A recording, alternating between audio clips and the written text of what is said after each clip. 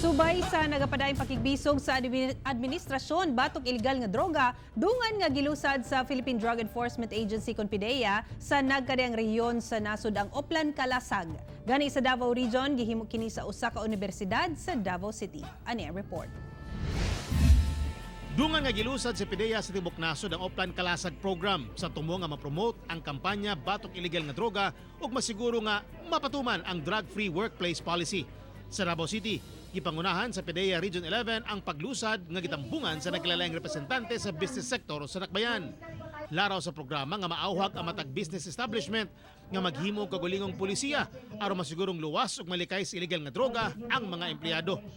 Ang pag-apil niini usasab sa mga rekisitos aron ma-renew ang business permit dinhi sa Davao City.